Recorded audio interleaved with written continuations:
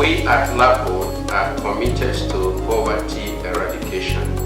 We equally believe that the battle against poverty requires the effort of everyone.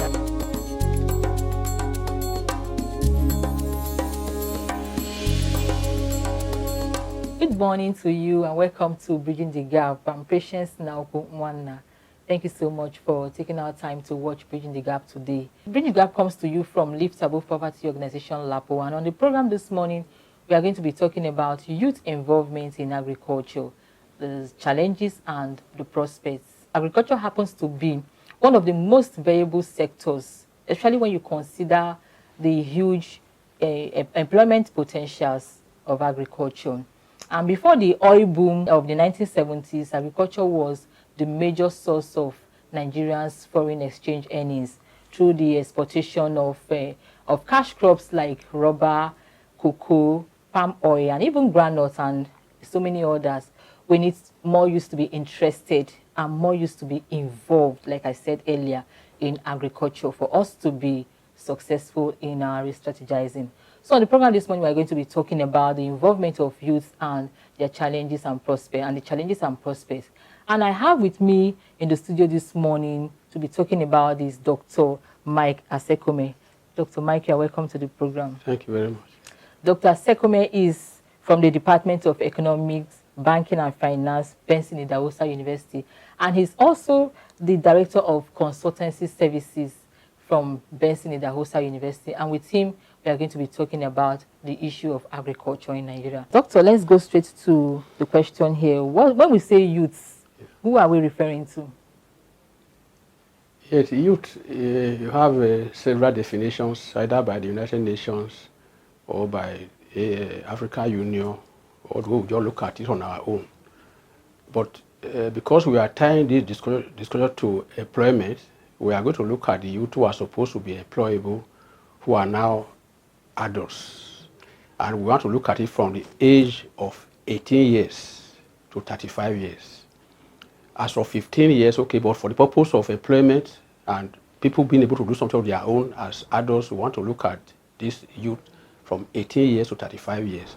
So people think that up to 40 years, they are youth. So we don't want to be too stringent on this, but we are just saying between 18 and 35 are youths that are supposed to be employable or to be self-employed. Okay. So can you really explain to us what we mean by agriculture, what agriculture is all about? Well, agriculture, in a simple definition, is same as farming. Farming is what we also call agriculture, just that it has several dimensions. If you look at farming, let's now look at agriculture, look at the value chains within agriculture. So agriculture will now evolve, not only your farming, which is production, you also have processing, you have packaging, you have marketing, you have input, to those who supply inputs to agriculture, there are those who process and those who sell, and all the services, transportation, all those activities, they have to do with agriculture if you want to look at it as what it does in the economy. Okay, Doctor, let's look at the measures. What are the measures currently on ground to encourage youth involvement in agriculture? Right from the time of what the previous administration of Jonathan called the transformation agenda, agricultural transformation agenda, there were so many programs were put in place where the government made a policy that they want to now make agriculture a business, not just the normal way of so you are just producing. That is where, like I said, the value chains are defined, where you can key it at any point in time.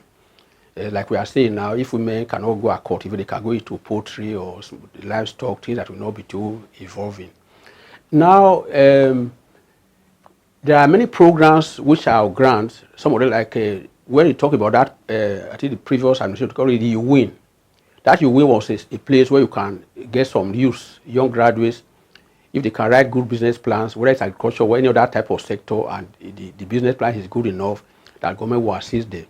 We still have some other programs. Now they have different names where you can get assistance from government. But the fact remains that these programs seem not to be enough, because the number of youths that are not employed, there are really very many. I will now discover that those programs, even if you advertise for them, you will see that millions of youths they will apply. But how many people are able to get those kind of funding? So this program at our grad, I think the state government also have their own program. I think they have what do we call this program where they talk about youth involvement in agriculture. There's several programs. Yeah. So finally, what is the way forward? Well, the way forward, I've tried to mention some of that as we're discussing. Yes. It is not easy to go into agriculture alone in our present circumstances, because so many things that you have to do alone, at the end of it, or you cannot cope. You want to start a processing factory, for instance. You have to buy your own generator. You have to install your own transformer. You have to buy your own diesel. You have to construct your own road. You have to construct your own borehole. You have to arrange for your transportation, and the road is not good. So the only way forward is that we should come back to reality. Don't say the youth, they are lazy, they are not doing this. Let us see what can be done to assist them. I want to suggest that if you train youth whatsoever, whether for agriculture or that thing, empower them. If you go to train them on poultry, if you train them for 3 months or 6 months, at the end of that training, give them the facility to start. Maybe you can buy for them maybe about 500 birds, provide a poultry house for them, and those basic things. Such a youth will tend to remain and be focused. But when you train them, they just walk away, they go back to nowhere. So I think there should also be this approach of clusters development. A cluster is a place where you can provide common facilities.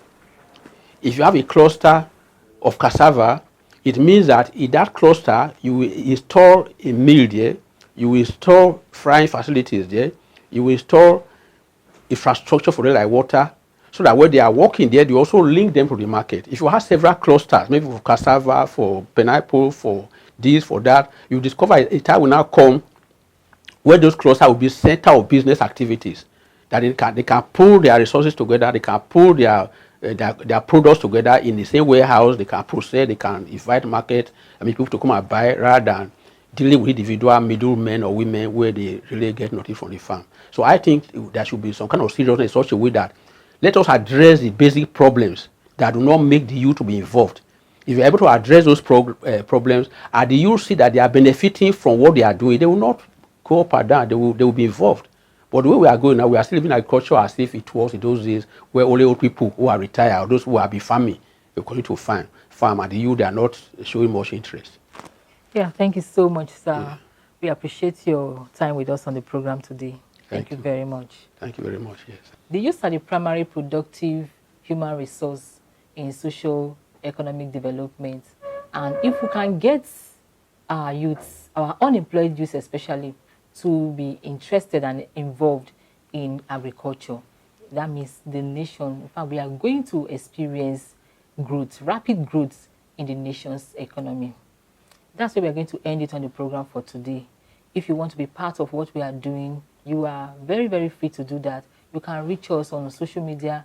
You can send your comments and contributions, even through text messages to us. You can also